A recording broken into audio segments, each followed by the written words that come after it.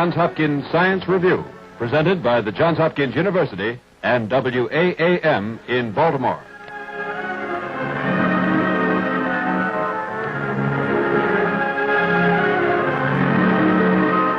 This is the Johns Hopkins University, famed for 75 years for its contributions to science and the humanities.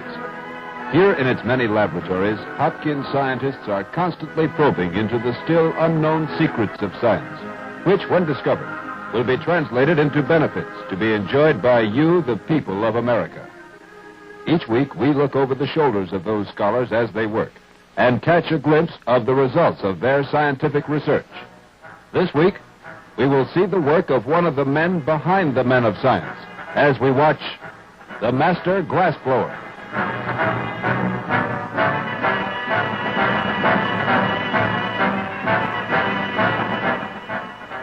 To tell you more about this week's program, here is Lynn Poole of the Johns Hopkins University.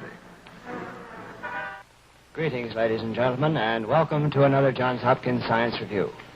Now, this week, we want to tell you about a very important man in science. Yet, this man is not a scientist. He holds no academic degrees. He's very rarely mentioned in scientific journals, those scholarly publications of scientists.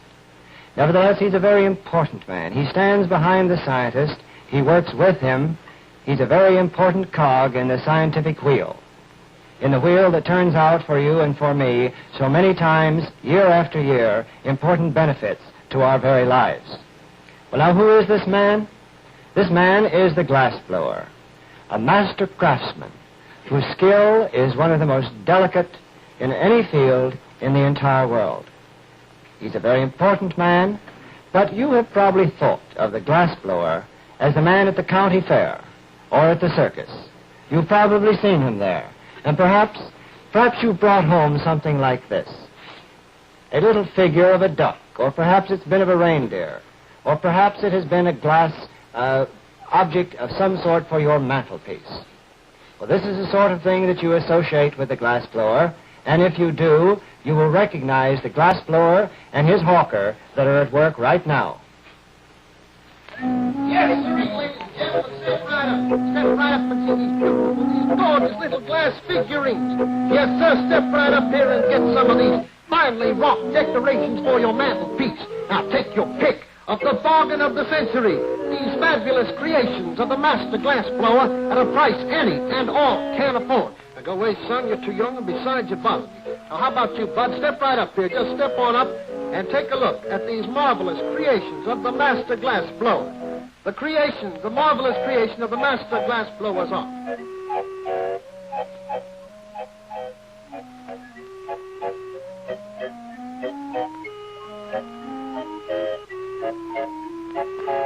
Perhaps you do have some little glass novelties like these in your home. When we think of the glassblower's art, we usually think of such objects. But at the peak of his profession, the glassblower labors in a laboratory at one of the large universities, producing intricate scientific equipment. Scientific apparatus made entirely of glass and exact to the thousandth of an inch. The special equipment made by the glassblower has played its part in many scientific experiments and discoveries. Glass is used extensively in laboratory equipment because of its hardness, its transparency, and its resistance to chemical action. No commercial glass company can foresee the day-by-day needs of a scientist. Such companies cannot afford to stock equipment which may be used for only one experiment. Therefore, it is necessary for large universities to employ a glassblower to turn out such special equipment as you see here. Given only a rough drawing, in many instances, the glassblower must turn out complicated equipment, often exact to the 25,000th of an inch. To make such equipment, the glassblower must be a master craftsman. And we want you to meet such a master craftsman now. Now, ladies and gentlemen, it's my privilege to present to you Mr. John Lehman, really a master glassblower from Johns Hopkins University. Mr. Lehman's busy at work here now, but Mr. Lehman, I wonder if you ever saw a hawker like this at a circus or a fair, and did you ever blow any glass at a fair? Yes, I was at the Wales Fair for a while, Mr. Poole. And my dad and I, we used to do it in the cellar at home. Well, one thing I think everyone will be interested in as they watch you work here is why you keep turning that glass the way you do. Well, the reason why I keep turning it like this, Mr. Poole, is if I was to stop turning this glass for just a half a second, why, it would get a big gob of glass on one side. Then when you go to make a round object, you couldn't do it. And I'm pretty sure that's what's going to happen to this piece of glass right now, unless I play around with it. But it's just about ready to be blown up into a bulb now. Let's see what we can do.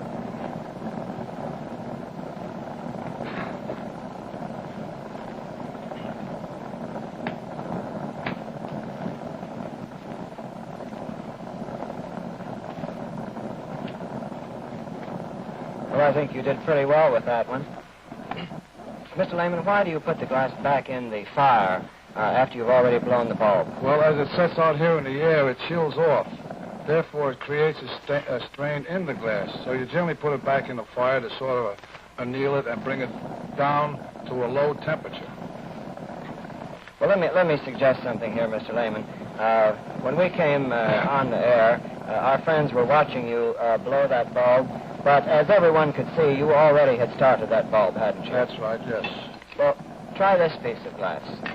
This one that is absolutely straight with no bulb blown on its surface. And let's watch you from the very beginning as you blow the bulb.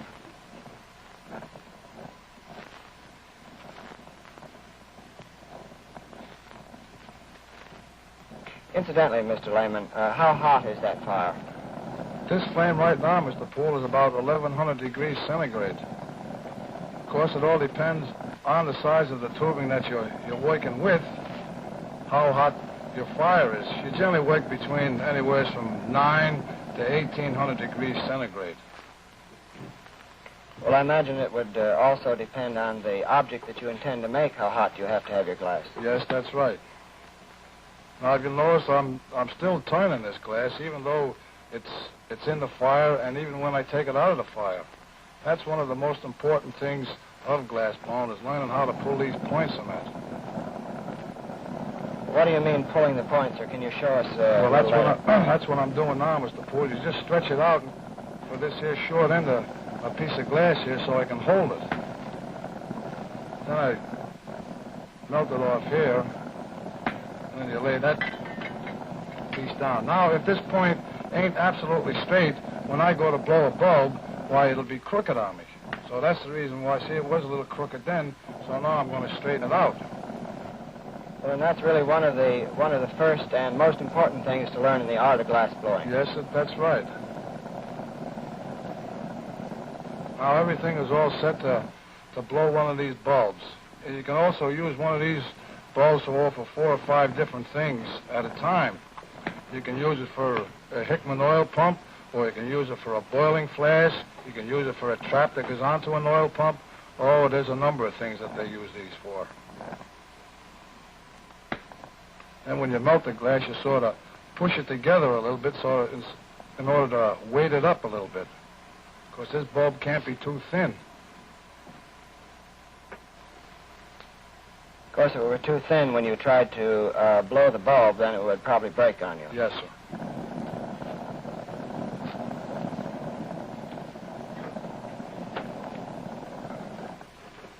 Now, the reason why I done that first was to get that glass evenly distributed so that it's almost the same thickness all the way around. Well, you can blow the bulb larger than you had it there, though, can't you? Yes. That's what I'm getting ready to do now. Now, if you'll notice, that's evenly heated all the way around. Then you take it out and you sort of let the glass set for a second.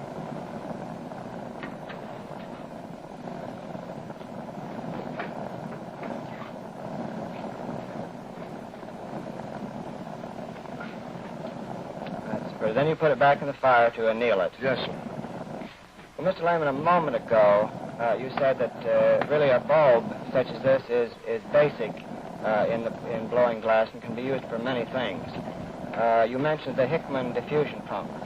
How would you go about preparing a piece of glass for that diffusion pump? Well, this here bulb that I have now is just a little large for a pump, but I can show you how there's generally 6 of them in a row. And the way you do that, you just heat it up in one spot, and you don't get it too hot, so you just sort of push it together very gently.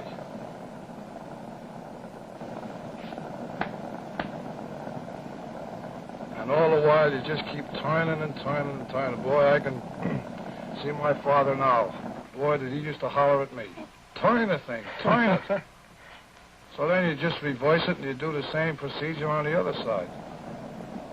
Incidentally, speaking of your father, you're the third, or is it the fourth generation of glassblower? I'm the third one. My dad, he taught it to me, and his father showed it to him before him. Well, how about your boy? Oh, I got a little youngster that's 7 years old, and I think he's going to be interested in it also. I generally take him down on the school on a Saturday morning and let him play around with it, because he's just about at the right age when a boy should start to learn it if he's going to make it a career. Of course, glass blowing, that is hand glass blowing, that's getting to be a dying art. They make everything almost by machine now, and they can't get any glass blowers. Well, let's take a look at this. When you finish this ball for the diffusion pump, it looks something like a rubber tire, doesn't it? That's right, yes, sir. Punched in on both sides.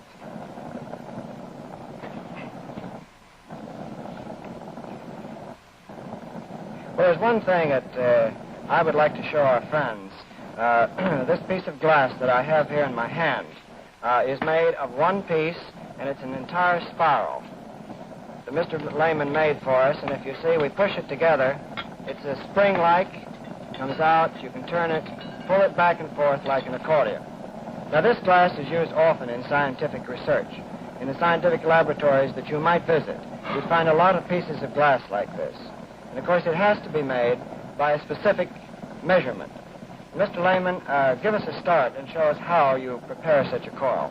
Well, when making a coil, Mr. Poole, it all depends on what kind of a drawing you got and the size of the tubing that they want to use and the diameter of the coil. And that will run anywhere from 6 millimeter to 12 millimeter OD. Now, in order to start a coil, why, you just heat the glass up just a little bit. Just enough so it's pliable and you can make sort of a loop in it. That's so you can stick it on a manville. On a what? You put it on what we call a manville. Well, what's a manville? As soon as I get this loop made, why... Sorry. Now, this is the way you start it.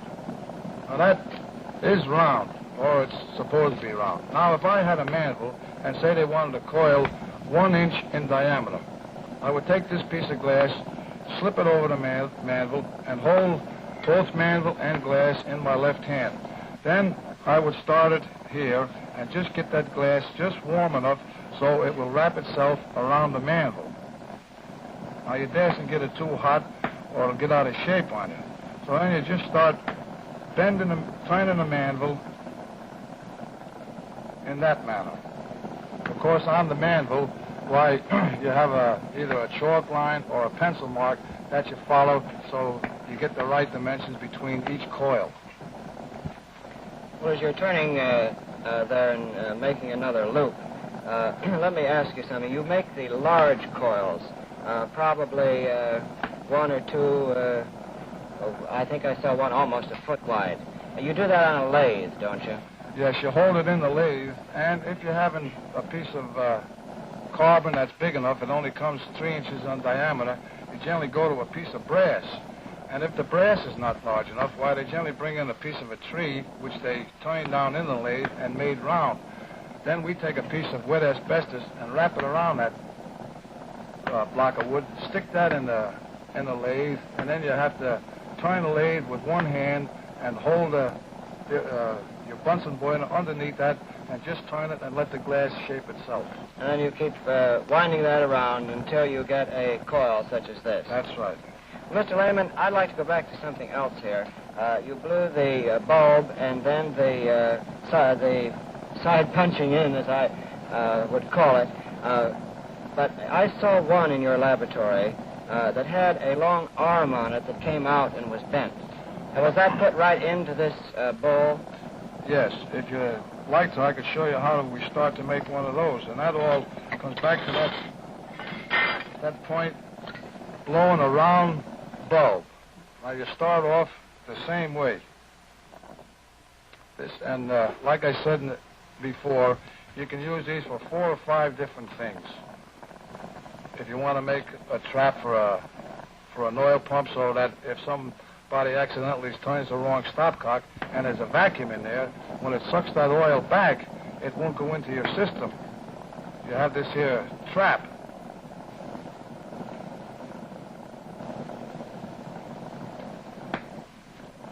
Now, that's pulling your point again, isn't it? Yes, sir. Now, you'll always see me knock the edge of that sharp piece of glass off there. That's so if you lay it down on a bench and you accidentally move your hand over, that point will stick into your fingers or your hand, which happens quite awful if you're not thinking of what you're doing. It's a good precautionary measure you'd better take. Then you judge the size of the bulb that you want blown, and then you pull another point. And it all boils back to that point business again. You keep coming back to that all the time. Yes, and now when I get this pulled off, I can almost show you why it's necessary.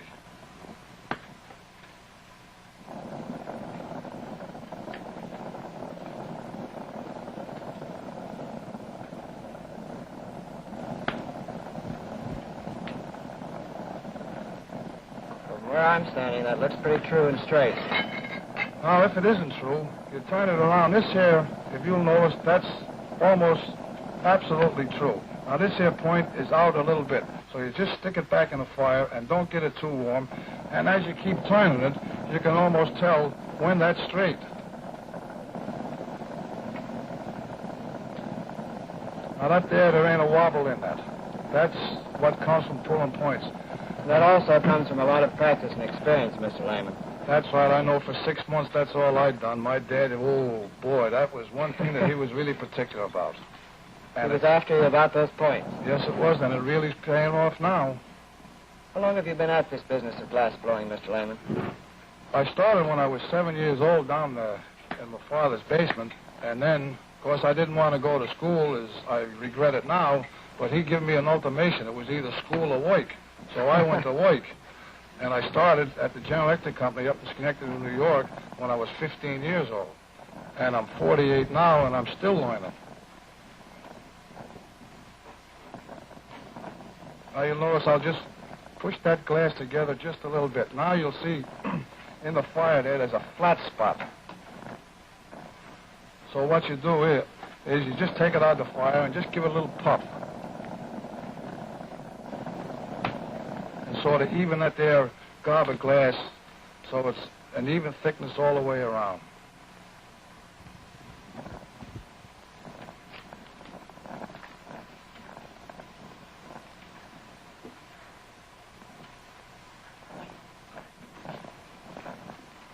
Now we're just about ready to go.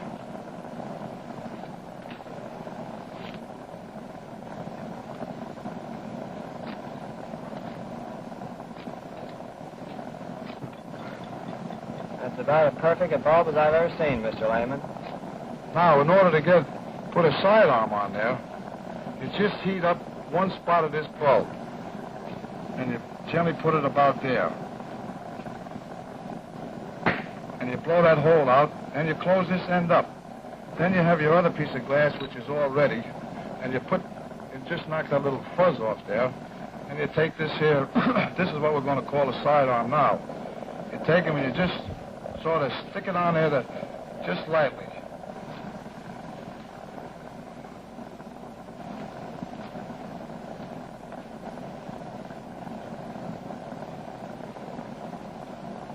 Now you bend this part up, and this is the part that goes on your vacuum system. You heat maybe a half inch or so of this here glass, and you don't get it too hot. Then you just give it a little flip, give it a little puff, and then set it down.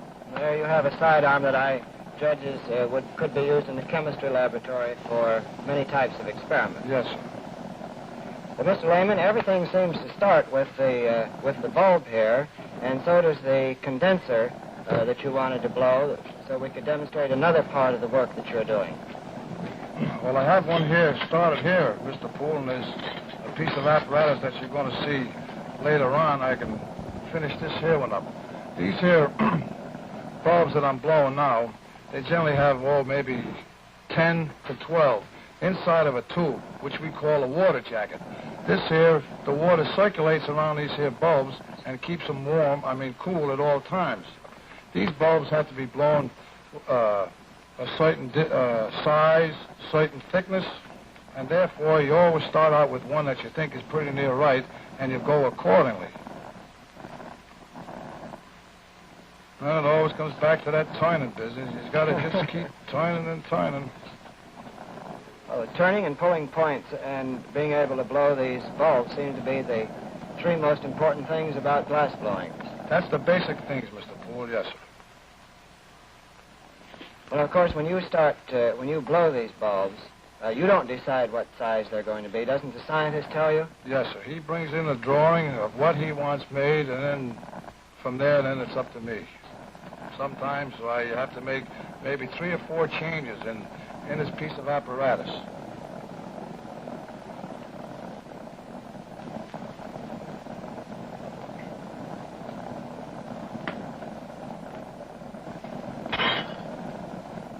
You call this a condenser tube, Mr. Lehman. While you're blowing the next bulb on this condenser tube, I'd like to show a finished condenser tube that we have over here.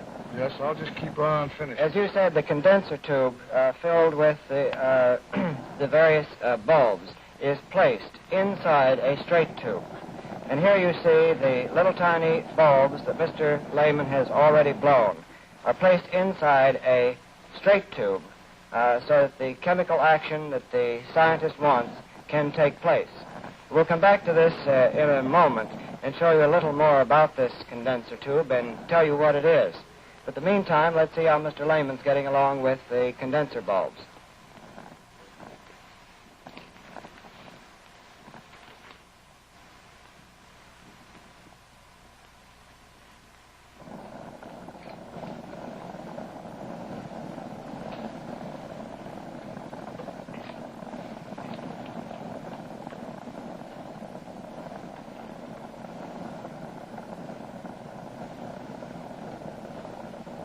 You just keep going on, and if he wants 6 bulbs, 8 bulbs, or 12, whatever the professor or the doctor wants, why you just keep going along and making them that their way. Do you have any idea what is the largest condenser you've made? The largest one that I ever made, Mr. Poole, out of glass, was the outside jacket was 110 millimeter, which is a little over 4 inches. Well, while you're doing that, you spoke a moment ago about the fact that the scientist, the professor, gives you a drawing. And I have a drawing here that I'd like to show. This is the drawing that was given to Mr. Lehman by one of the professors at Johns Hopkins University, just a very rough sketch to show what he wanted in a piece of apparatus to be used in his laboratory. This is a basic design for this Othmer apparatus that you see here. This apparatus, which is working now, was developed by Dr. Donald Othmer of the Polytechnic Institute of Brooklyn and was made for Mr. Lehman, by Mr. Lehman last week for Dr. A.I. Johnson of Johns Hopkins, who wanted certain particular changes made in the original design. The Othmer that you see boiling away here is used to determine the relationship between a boiling liquid mixture and the vapor that's given off by this liquid. As a matter of fact, this piece of apparatus that you see here is an apparatus that is a pilot model. This pilot model has been designed so that it can fit to be erected 10 to 15 feet in diameter and 50 feet high. So you see, Mr. Lehman has had a really important part in a piece of scientific research that is just beginning and will go on for some time. Mr. Lehman, we're back to a small tube here, I see, and I think I recognize what you're ready to do. Well, this here is snow, what we generally use on our Christmas tree, Mr. Poole. Although it's rather expensive to buy, it costs about $75 a pound, and in order to get a pound of this, it would take a sugar barrel, wouldn't be able to hold it. So I'll try to make one for you.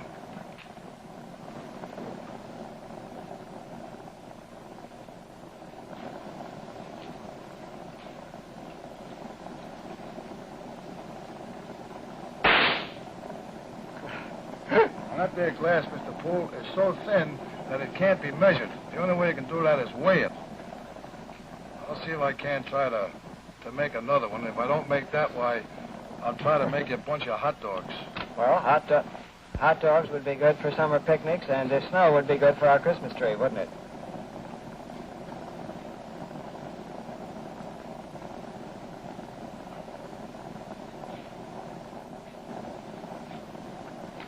Yeah, there's a nice bunch of hot dogs here, Mr. Poole.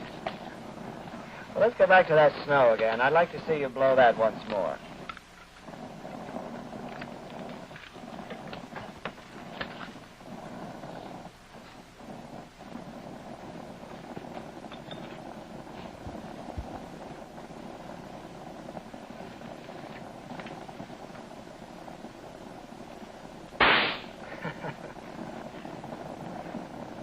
Well, that was a loud crack, Mr. Lehman, and a very fitting close, I think, to the demonstration that you've given us here tonight on really the science of glass blowing.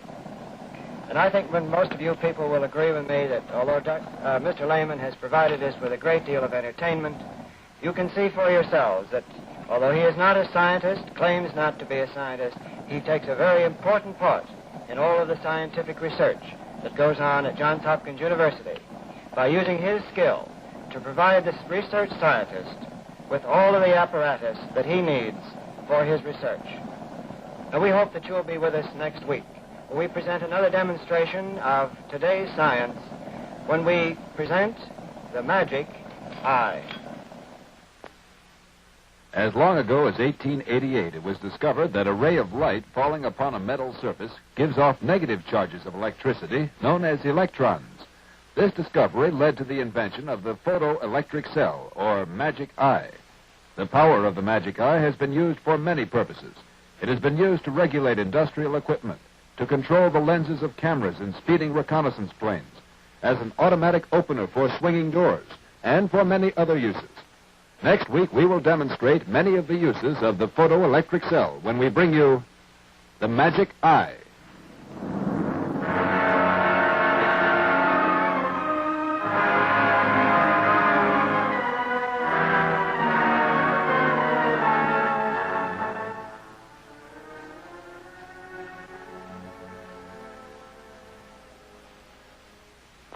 The Johns Hopkins Science Review is produced by Lynn Poole.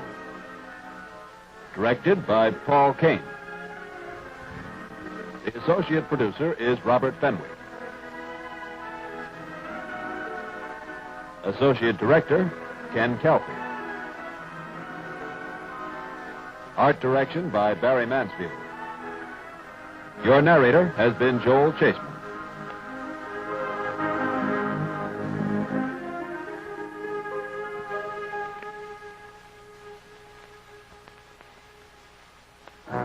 Portions of this program have been mechanically reproduced.